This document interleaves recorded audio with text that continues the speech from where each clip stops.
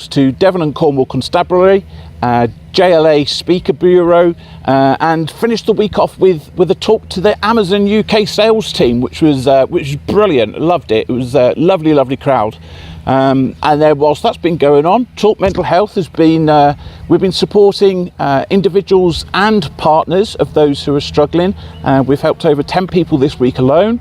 And then really excited because we finalised our mental health beer mat project. We're getting them delivered on next Friday, this coming Friday. So we'll start out with local pubs around Toaster and Northants. They'll be getting these new beer mats. Keep an eye out for them. If you're a brewery or you're a pub landlord and you want to learn more about them, please do drop us a line, either on DM me on LinkedIn or drop us an email at nick@talkmentalhealth.org.uk, and we can go about getting some over to you. But I wanted to summarise this week on the topic of mental health, obviously, but a couple of topics that I've picked up on, which are very much in alignment with how I feel and the thoughts that I've been having over the past few months, and that have been on social media. And I just wanted to kind of pick up on them and put my thoughts to it and see what you think, just to provide a different perception of things. I think that we're approaching a significant junction within mental health, whereby people will think that they've got poor mental health, or someone will diagnose you as having possible poor mental health because you're stressed, because you're anxious, because you're fearful, because of, guess what, all the crap that's going on in the world, and the fact that we've just been through a global pandemic. A lot of the anxieties, the negative emotions, thoughts, stress, fear, etc., that we're experiencing at the moment predominantly is normal. It doesn't mean, well, it's normal, whatever normal is, but it doesn't mean that you've got poor mental health and or a diagnosable mental illness. Honestly, it doesn't. So if you're worrying about that, please try to stop. These kind of anxieties and fears and things like that, it's our early warning system. Our body is telling us something, okay? Which is why suppressing your emotions and not facing them and not dealing with them, stereotypically, guys, that's us, got to hold our hands up, that can be really bad for our mental health and possibly even dangerous for some people, okay? Bear in mind, we are all on a mental health spectrum, yeah? Also, let's remember that there's positive mental health too. Obviously, there's a lot of talk about negative mental health, poor mental health and illness, etc. But, you know, look at this behind me. It's amazing that how I feel today, just coming down here, has been brilliant. So there is positive mental health, okay? Key thing to remember, are you acting out of character, or does someone you know, are they acting out of character? Also, if you are acting out of character and it is beginning to impact on your home life, on your work life, on your career, on finances, with relationships, with family and loved ones, if that's all going a bit peak-tong and going downhill, and it has been going on for more than 3-4 weeks, okay, then that is kind of a bit of a red flag to make time, take a moment to look at yourself in the mirror and kind of think, is there something I need to do about this here? Am I working too hard? Am I really scared of something? Are the anxieties really piling up? What can I do to minimize the impact that these are having on my life? Because it's when poor mental health impacts on our life consistently over a prolonged period of time is when it becomes dangerous, and where it can then eventually turn into a diagnosable mental illness. If you've got someone who's coming to work who's stressed, who's not sleeping well at the moment, and other bits and pieces, their mental health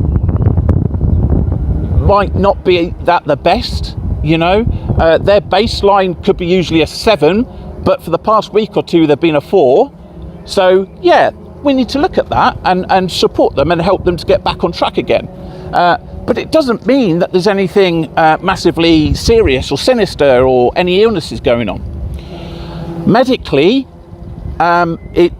you need to be having these kind of symptoms for 8 weeks plus, consistently for 8 weeks plus, before primary healthcare will then look at you and go, okay, yeah, we now need to be doing something about this. Now, agree with that or not, but it's in the manual, and that is what medically they will say.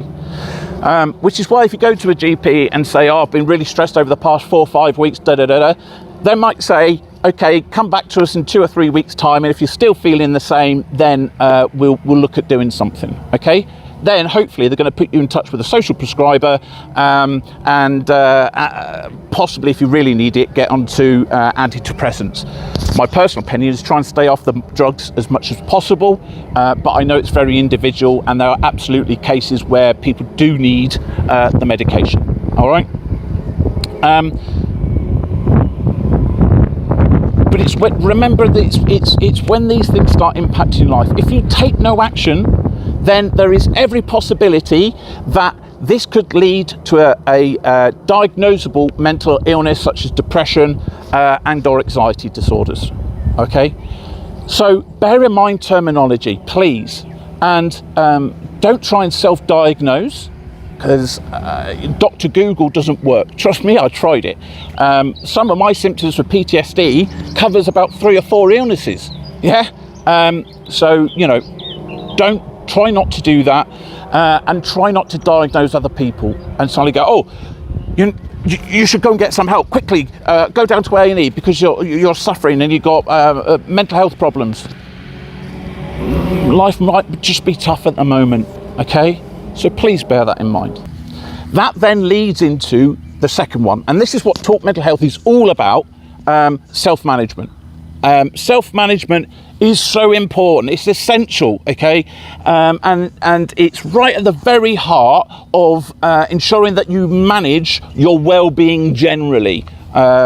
Obviously, for me, concentrating on mental well-being, but overall, self-management is really important. Self-management is made up of self-awareness, self-care, and self-help. So those 3 things that ideally you want to be looking at and have in place to ensure that you better manage your overall well-being. It's also a good preventative measure for poor mental health, to ensure that things don't, you don't spiral massively and then it leads to a possible diagnosis for a mental illness. And it also helps to recover, AIDS recovery, when you do have poor mental health and or a mental illness, okay?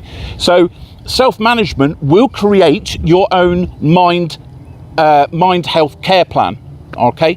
So that's why self-management is, and those 3 modules are so key, especially for recovery. The only person who can make any changes, okay, is you. The only person that can take that first step, who can ask for help. And when you've asked for help, and maybe you're seeing a counsellor or a therapist, mental health professionals, again, the only one who can do the work is you. All right?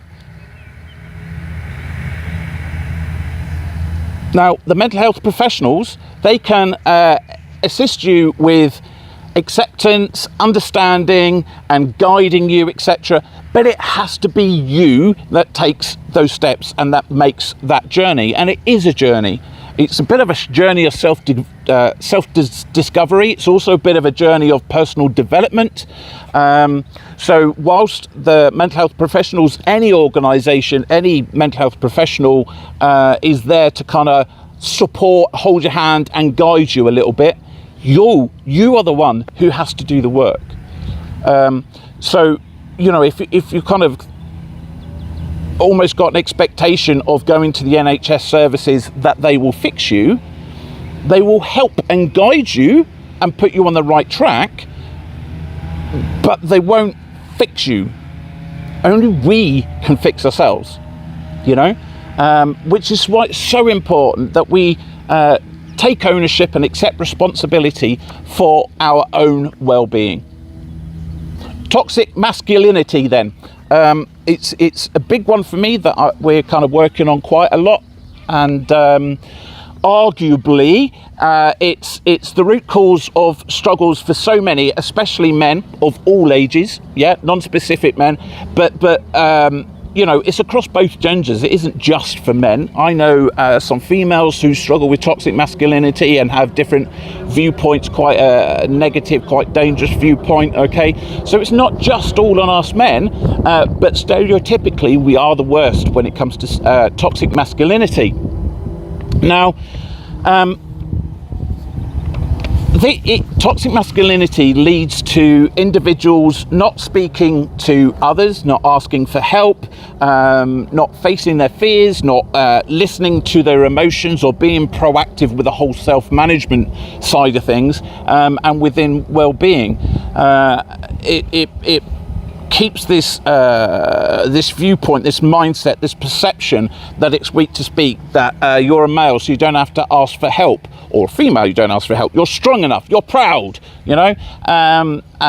so therefore you don't need anyone's help, you can do it yourself. I have not met any one person yet who has been able to deal with this stuff by themselves. We are designed as social creatures. So bottling up all your emotions is a pressure cooker, and ignoring emotions is quite a dangerous thing to do, which is why especially men tend to blow up suddenly, because they feel like they have to be the provider, they have to be the alpha dog, they have to provide for their family, protect their family, etc., etc. It's not healthy. Also, females have developed so much over the decades that actually they can also provide and protect themselves and their family and their partners and loved ones. So it should be a kind of obviously equality between the two,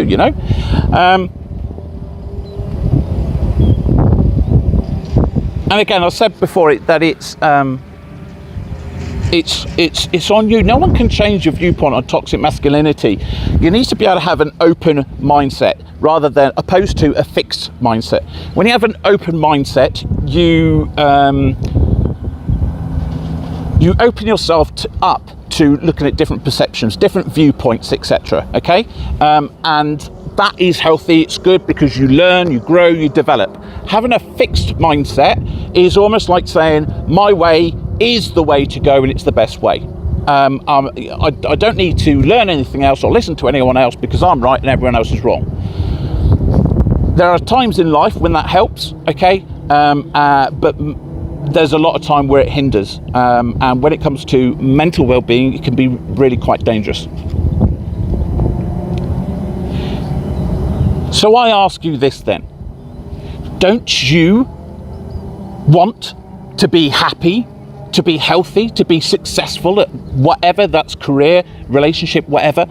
Don't you want to be the best partner, family member, friend, work colleague that you can be? Don't your loved ones deserve the very best from you? Don't they deserve to have you be emotionally invested in yourself? Because they are emotionally invested in you.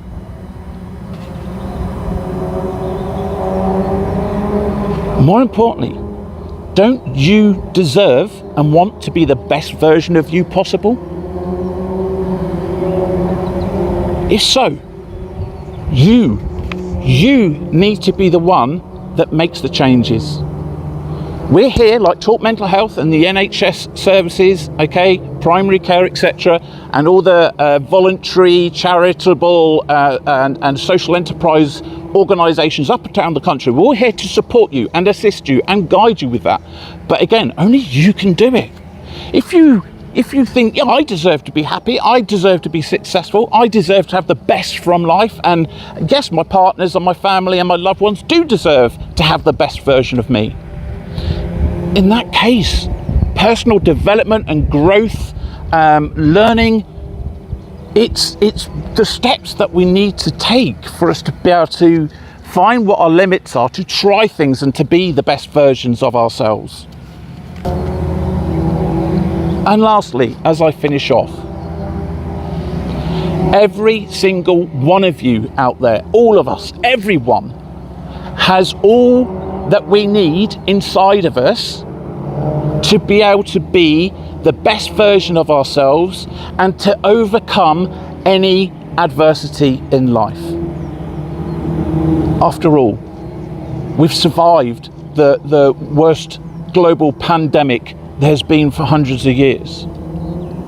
Does that not show, does that not prove that we are stronger than what we think we are? That we can overcome any adversity and challenge that life throws at us? I think it does. And I believe in you all. And I'm beginning to believe in myself too, which for me is a big thing, by the way. You've all got it in you. Please, open your eyes, look around. Take in the beauty that's around us. Much thanks to Lakeside Camping, by the way, in Whittlebury, just outside the Silverstone race circuit, who allowed me to film here today. It's things like this behind me that makes life worth living. And if you can embrace that and find a way to embrace your emotions and vulnerabilities, you really will give back more to your partners, loved ones, families and friends. And more importantly, you really will be a better version of yourselves and really thrive in life, opposed to merely survive. My name is Nick Wilson of Talk Mental Health. Take care of those around you, but please, more importantly, take care of yourselves.